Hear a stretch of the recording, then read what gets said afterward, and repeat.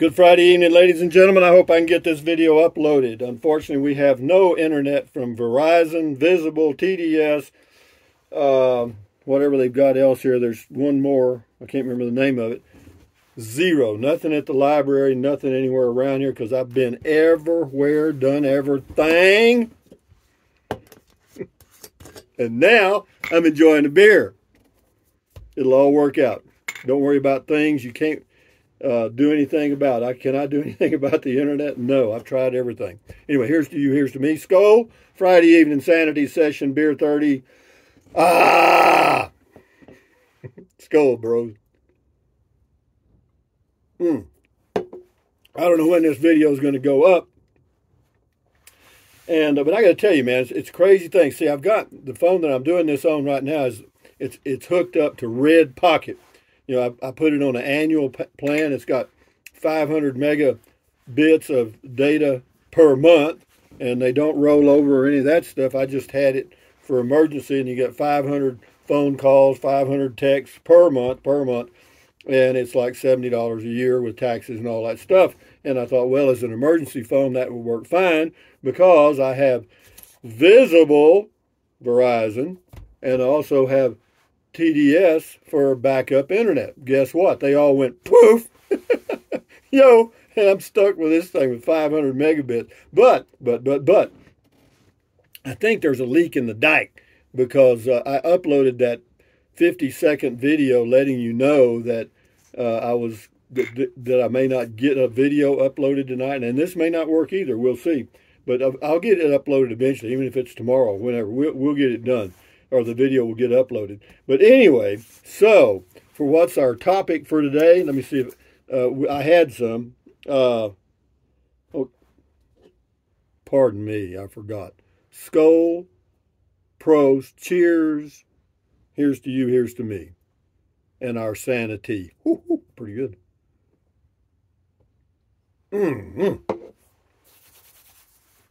Yeah, but if I'm scrambling, and if you have a business and you're relying on the internet, you're pulling your hair out. It goes all the way to around Ruidoso and everywhere because I called on my red hat phone because I can't even make a phone call on this thing.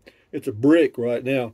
And yeah, but I checked and they said that they didn't know how long it was going to be out. They hope soon. They give you all that positive stuff. But what's interesting is TDS would come on for a few minutes and then go off. It'd come on and go off. And then finally it just went off altogether. It's off now. But when it came on, so did my phone. And my phone is not hooked to TDS. I don't have it, set up to do the, call. I mean, I got it. Anyway, so anyway, there must be using Verizon. What does that have to do with Beer 30? Not nothing. So anyway, we got one here. Here's one. Sanborn S. He left me a whole bunch of them in an email. It says, first time ever using a computer. Boy, now this is going to take you guys back. But way back in the 1980s, I'm going to guess around, I don't know, maybe 1980 actually, or 81, 82 in there, somewhere in there. They came out with a Commodore 64. You remember those? And you could hook it up to your TV and play Pong or something. The ball would go back and forth. Well, anyway, I got one, and I hooked it up to my TV and I played it. And then there was also Apple had one, and I can't remember what it was called, but it was Apple system. And but anyway, I had one of each because I was fascinated by them. And I got a guy that worked with us at the newspaper there in Victoria, Texas, named Robert, Bobby, we called him. And I bought both of them and gave them to him because he was going to the University of Houston and he was majoring in computer science and, programming and stuff. That's what they called it back then. They didn't call it coding. They called it programming. And anyway, so yeah, he came up with some ideas. And then it was very shortly after that, Burroughs came out with a system. They're no longer in business. But then IBM came out with a System 32. The difference between the two was the Burroughs machine would multi-process. In other words, you could be printing something out and inputting at the same time.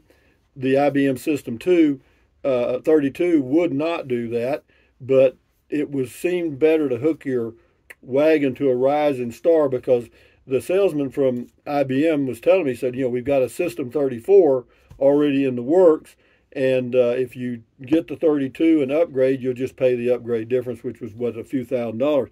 So anyway, we ended up getting a System 32, and then a 34, and then a 36, and then a 38, and all that stuff. And gradually we brought the newspaper into the 21st century, so to speak. It was really fascinating.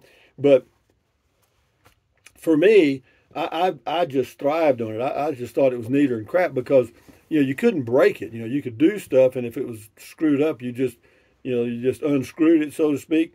And yeah, but it was really fun. We had one lady, I know I've told you this story before, I'll make it brief. There was a lady, well, I won't mention her name. She'd been with the newspaper for 30 years.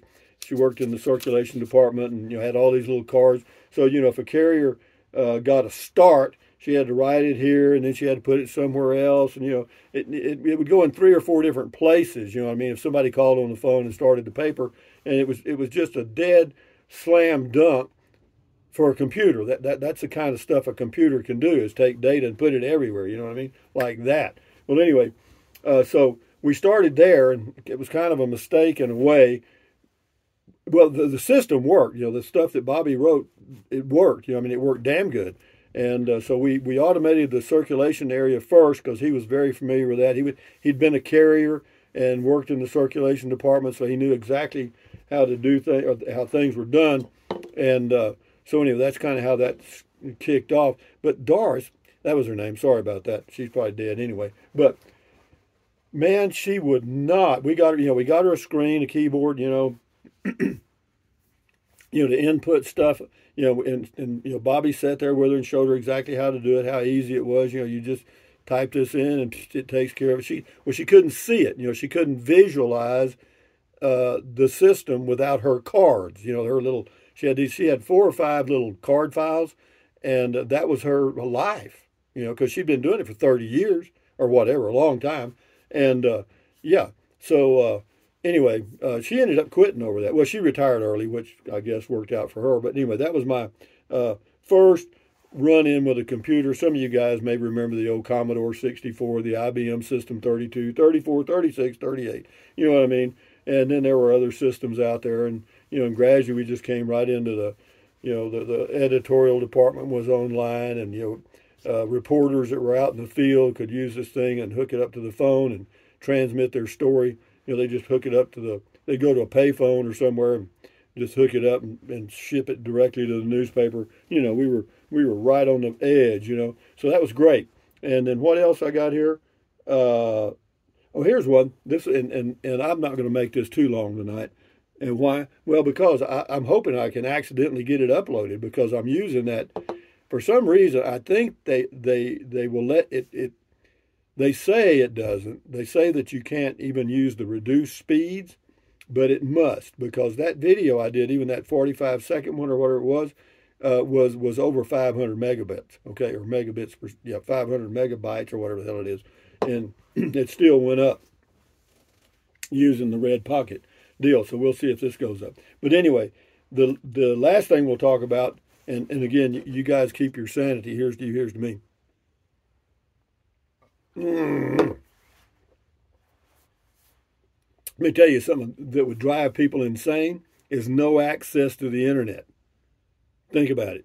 No phone internet, no TV, no, man, it was, God, it's Friday night. People be pulling their hair out. So I don't know. It's down here for some reason. But enough said. Sanborn S. also says, what was your best adventure ever? Well, I would have to say, and there may be some others close, but this was the big one. When I went in the Peace Corps, the U.S. Peace Corps, in 1994, and went to Mongolia and lived in Ulaanbaatar, Mongolia, for 2 years, that without a doubt would have to be the greatest adventure of all. I mean, totally, because it was not only an adventure being in a foreign country. It was I turned 49 in Ulaanbaatar, Mongolia. The next volunteer nearest my age was 30 and then it dropped from there to like 26, 25, 24. We had 16 in our group, and yeah, they were probably 2/3 of them were females. Wonderful. They have another swaller. Yo, bless their heart. Mm. Yeah, but anyway, it was I was so there was a big distance or age gap between me and the most of all the volunteers, and that was actually worked as a plus and a minus because they'd party hardy, boy, and you couldn't hang with those young kids. I couldn't. No, I didn't even try, man. They were out of my league, because they drink till they threw up, man, and I'd already passed that stage in my teenage years. But anyway, yeah. But anyway, yeah, that would be the biggest, greatest adventure by far. I mean, here you are with these young kids in a foreign country, and yeah, different language, different foods, totally different climate, cold, uh, and yeah, it was just it was very stressful, is what it was. I mean, but I can look back and say it was the greatest adventure. But the military was an adventure, but that's so different. That's not I was forced into that. I was drafted. You understand? The biggest adventure I've ever had that I volunteered for was without doubt the Peace Corps. And so, but yeah, it was just fun. And I know I've told these stories before, but I can remember. We stayed in San Francisco in Chinatown at a Holiday Inn for a few days, to kind of acclimate to the Asian culture. And believe me, it's like being in China, in Chinatown, I guarantee you. And so, and then we went from there to, we flew to where? Tokyo, to Beijing, and then to Ulaanbaatar. And yeah, that was a treat too, yeah, we stayed at a place in Beijing for I don't know, I think it was one night, might have been 2 nights, maybe it was 2 or 3 nights. I don't know. I mean, it's been so long ago, but yeah, you got to see a little bit of Beijing, and at that time, 1994. I mean, I walked outside, went all over, around the streets and stuff, and yeah, it was. There was no traffic and no crowds because that's what I was looking for. Because we were brainwashed that there's 2 billion people there, whatever it is. And and I was just thinking there was going to be crowds everywhere. Well, I didn't see anybody hardly. That's what's scary. And cars, virtually none. And now I understand they got a big, problem with traffic and all that stuff. Anyway, here's to you, here's to me. So what else we got going here?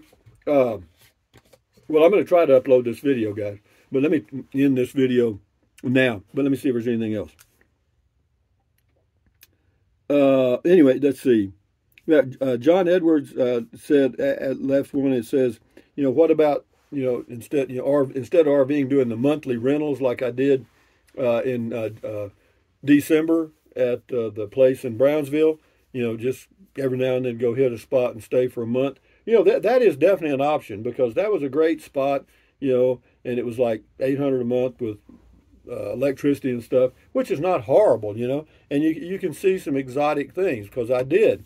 I got to go down to SpaceX and put my hand on the rocket, and yeah, and it was just totally fascinating. I went down there several times actually to the star base and drove around, and that was that's the future of the world, I guess, if we don't blow ourselves up first. But yeah, so yeah, that's definitely on the table. There's a lot of things that are on the table. Will I do them or not? I don't know, man. Of course, I'm fickle, man, and everybody knows that. And with that in mind, here's to fickle you and from fickle me.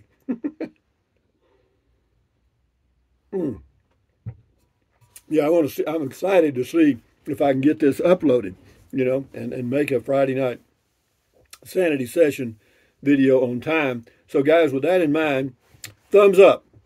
Carpe diem. Carpe diem, adios, bye-bye, buy anything you want. Use the Amazon link if you want food with it. Drink plenty of water, stretch, walk, and get you a red pocket deal on your phone because it's cheaper than dirt. And if this uploads, well, they use like T-Mobile, they use AT&T, they use Verizon, they use them all. If it's out there, they'll use it if it's close.